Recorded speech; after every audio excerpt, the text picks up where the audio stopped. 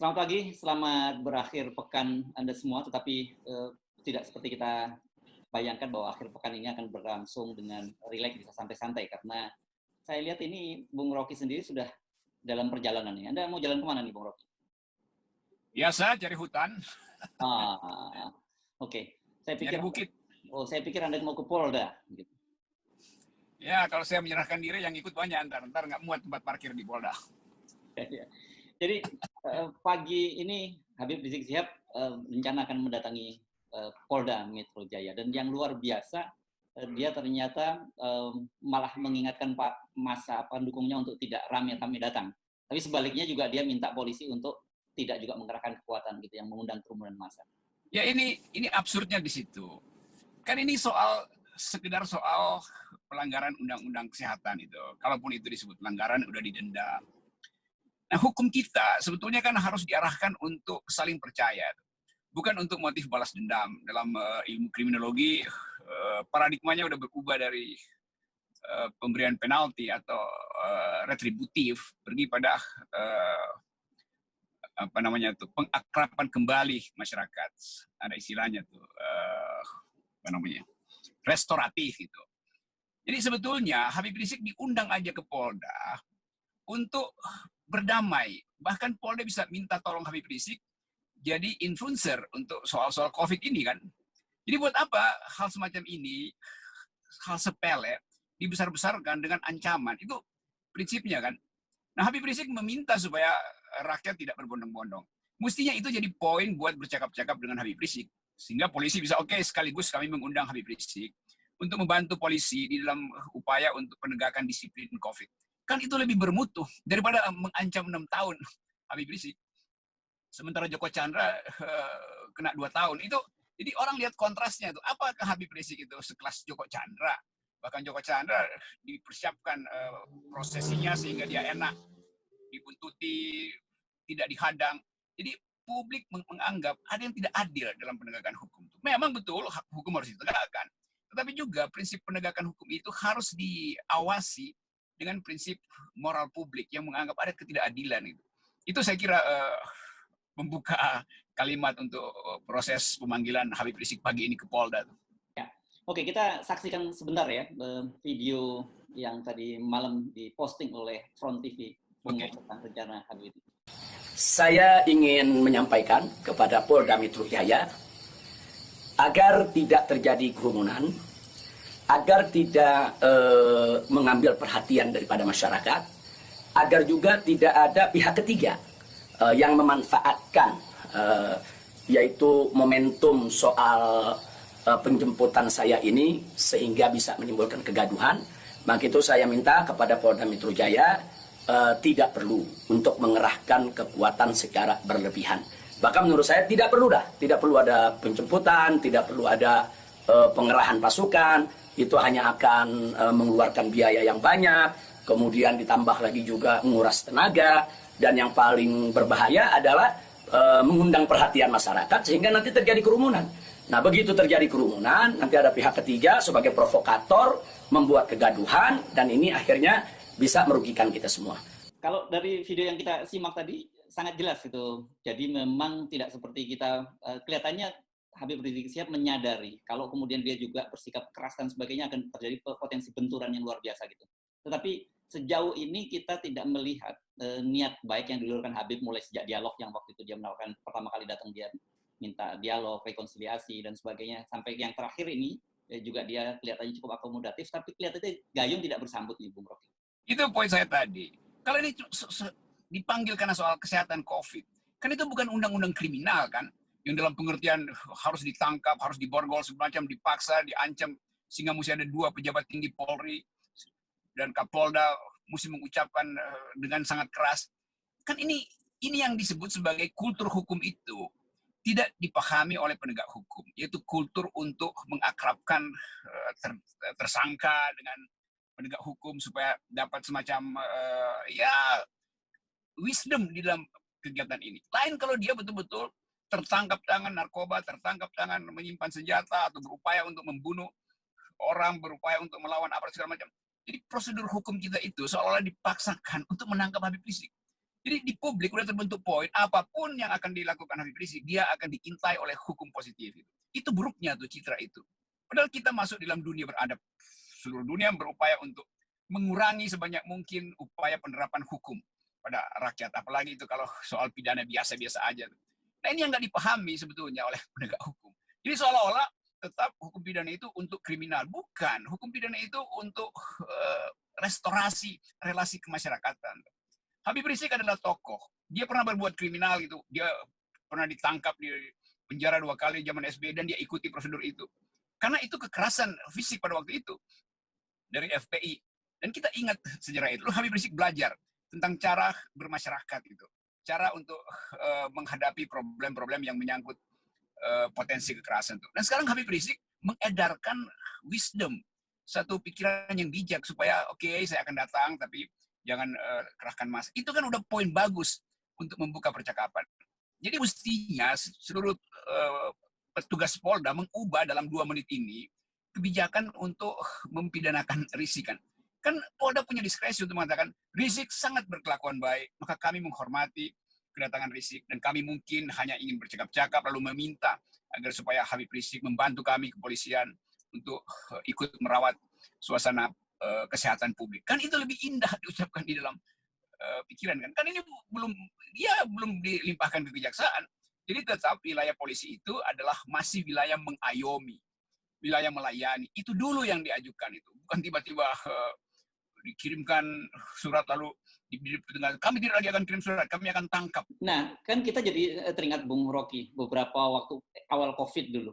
Bahkan para narapidana yang kriminal pun dilepas dari tahanan karena dengan alasan kemanusiaan dan juga kemudian problem pemerintah berkaitan dengan biaya yang tidak kuat ditanggung oleh pemerintah selama pandemi COVID. Nah, sekarang kalau sampai kemudian Habib ditahan, dan ini saya juga membaca banyak sekali orang yang ingin rame-rame menyerahkan diri karena mereka juga merasa berkerumun dengan bersama dengan Habib Rizik. Apa yang terjadi?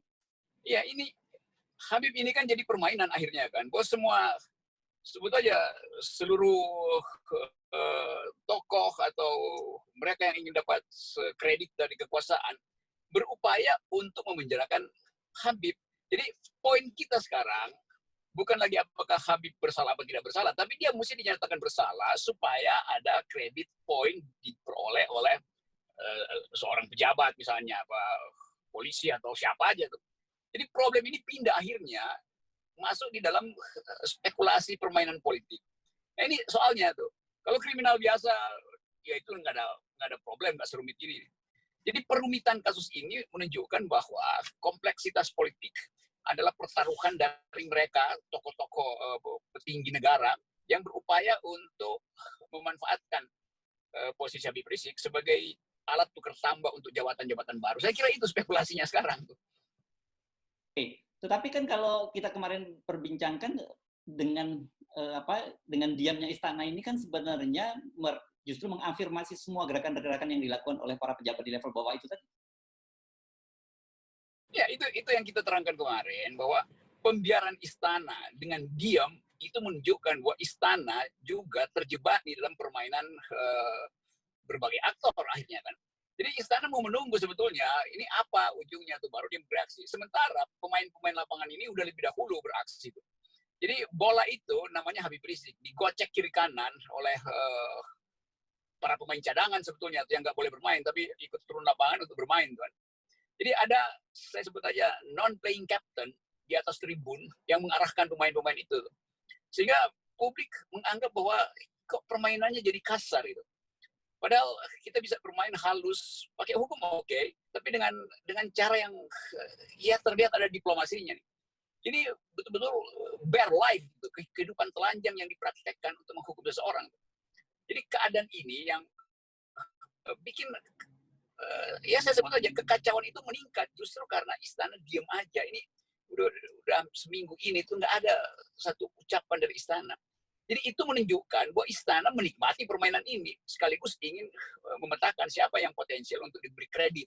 Kan itu, jadi tukar tambah antara aparat dengan istana itu yang mendefinisikan status dari Habib Rizik. Bukan karena dia kriminal, bukan karena dia melanggar undang-undang, tapi dia memang faktor yang dipermainkan. Ini Ini jahatnya permainan kekuasaan. Ya. Nah, kalau tadi Anda menggunakan analogi permainan bola, gitu kan, saya kira dari sisi komunikasi publik sekarang ini posisinya 1-0 atau bahkan 2-0 bagi Habib Rizik, karena dia sendiri sudah menunjukkan semacam willingness, kemudian pernyataan-pertanyaan dia yang menyejukkan. Itu sementara di satu sisi pemerintah, polisi dan sebagainya terus menyampaikan ucapan-ucapan yang secara verbal itu sangat sangat keras gitu. Tetapi kalau itu kan kalau dari sisi opini publik, tetapi kalau kemudian sampai terjadi Habib langsung ditangkap, menurut Anda apa yang akan terjadi? Pertama, pembangkangan sosial akan meluas. Mungkin nggak ada orang yang akan rame-rame datang untuk membebaskan Habib Rizik lewat demonstrasi itu. Tapi pembangkangan sosial akan melebar, dan itu yang lebih sulit dikendalikan. Kalau orang rame-rame datang ke Polda untuk menolak penahanan Habib Rizik, itu 2 panser selesai itu.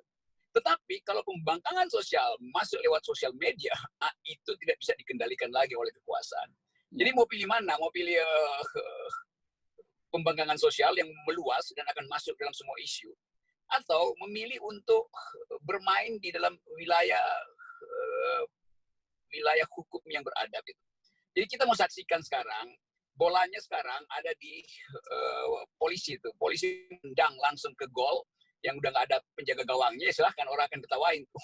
Wah, silahkan tendang, mau nggak ada gawangnya nggak dijaga kok. Atau dia mau tendang bola itu ke arah tribun, gimana banyak penonton tuh. Dan bola itu nggak akan dikembalikan ke lapangan. Itu pilihannya tuh. Jadi sekali lagi, mereka yang sedang menonton dagelan ini akan menganggap bahwa ini permainan yang dikendalikan oleh non-playing captain yang tidak ada di lapangan sebetulnya tuh. Di situ kita pahami bahwa kriminalisasi itu memang berlangsung pada Habib Rizik. Ya, kaptennya kemana kalau kok kemudian ada non-playing captain yang berperan? Non-playing captain-nya mungkin 3-4 tokoh tuh. Dan 3-3-nya sebetulnya punya target masing-masing gitu kan. Kalau cuma satu non-playing captain-nya ya gampang aja tuh. Tapi ini ada 3-4 captain yang targetnya macam-macam, dan perjalanan judinya juga macam-macam. Jadi anehnya ini sekarang kita menyaksikan satu pertandingan bola yang digocek kiri kanan sambil menunggu keajaiban itu. Padahal sebetulnya ini adalah soal nasib bangsa. Jangan dipermainkan oleh non-playing captain. Ya, tadi kan Anda menyebutkan kalau ada yang menghadapi kekerasan memang tentu pemerintah, aparat negara jauh lebih kuat karena mereka punya segala macam persenjataan lengkap.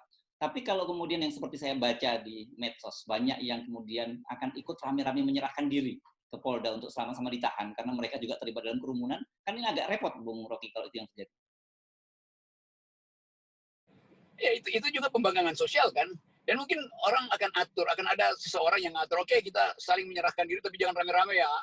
Pakai aturan PSBB, oke, hari ini 30, nanti sejam lagi 30 lagi. Jadi terus-menerus akan ada 30 orang setiap 10 menit datang ke Polda Metro Jaya. Itu kreativitas netizen bisa begitu jadinya, kan. Nah, saya mau ikut juga menyerahkan diri di situ, mungkin ke menit ke-11 gitu. Terus nanti 10 jurnalis lakukan itu tuh. Jadi kekonyolan ini yang sebetulnya nggak diperlukan kalau pemerintah atau Presiden Jokowi terutama itu sudah mengucapkan satu kalimat supaya para non-playing captain ini juga tahu bahwa udah, hentikan permainan tuh. Injury time diperpanjang. Yang menjengkelkan sebetulnya adalah kegugupan istana untuk mengambil keputusan. Itu aja tuh. Yang biasanya Gagah Perkasa, KSP udah ngomong, Mahfud MD ngomong, Menteri Hukum HAM ngomong, ini nggak ada satupun yang ngomong. Apakah mereka takut pada non-playing captain? Karena si non-playing captain ini atau para non-playing captain juga tahu problem-problem di antara tokoh-tokoh ada di istana tuh. Jadi kita lihat satu komunikasi yang buruk sekali itu. Istana itu tidak punya poin, non-playing captain menunggu poin istana, tetapi mereka tahu istana juga paling nggak angkat tangan dia karena sekedar menonton dari kejauhan. Kan anehnya begitu kan, wasitnya sebetulnya istana, dia nonton dari kejauhan. Mungkin nontonnya pakai drone atau nongkrong di atas pohon atau dari dalam gorong-gorong nonton problem ini, sehingga dia nggak tahu apa yang berlangsung di lapangan. Kalau situasinya udah seperti itu, saya kira kalau situasi seperti itu kita tidak bisa lagi mengandalkan para wasit maupun pengawas di lapangan. Dan saya kira seperti kita sampaikan kemarin, kita membutuhkan sekarang figur-figur yang berpikir secara bijak gitu kan, dan kemudian bisa memperingatkan bangsa ini bahwa kita sedang menuju ke arah jurang perpecahan yang semakin dalam. Beberapa pihak sudah bersedia untuk jadi semacam wasit sementara gitu, dengan maksud yang bijak sebetulnya dalam upaya untuk menyatukan berbagai kesebelasan yang berupaya untuk merebut satu bola itu. Ada Pak Yusuf Kalla, Pak SBY pasti bersedia. Bahkan tokoh-tokoh agama juga terbuka untuk ikut di dalam perundingan-perundingan awal supaya ini nggak berakhir pada keterpecahan bangsa tuh. Tapi sekali lagi itu otak istana mesti cukup untuk mendengarkan proposal itu. Kuping mereka juga harus harus peka untuk mendengarkan bahwa bahaya di depan kita adalah keadaan yang makin menunjukkan incapacity dari kekuasaan. Nah, karena itu tokoh-tokoh alternatif tadi yang biasa kita sebut sebagai bapak bangsa atau pengayom komunitas itu seharusnya sudah berkumpul di sana untuk memberi masukan atau diundanglah makan nasi goreng atau baca komik sama-sama itu supaya ada suasana lain tuh. Tapi saya nggak ngerti apa yang terjadi di istana selain mengatakan bahwa di istana kepanikan besar itu sedang berlangsung tuh.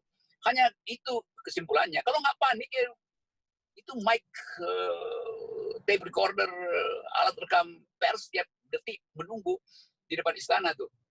Dan yang mereka temui adalah patung aja. Ya. Oke, saya kira kita tunggu mudah-mudahan Anda pulang dari gunung begitu nanti dapat inspirasi yang lebih bisa melihat situasi di bawah ini jauh lebih lebih clear dan punya gagasan-gagasan yang bisa membawa bangsa ini keluar dari persoalan yang sangat serius hari ini, Bung Rocky.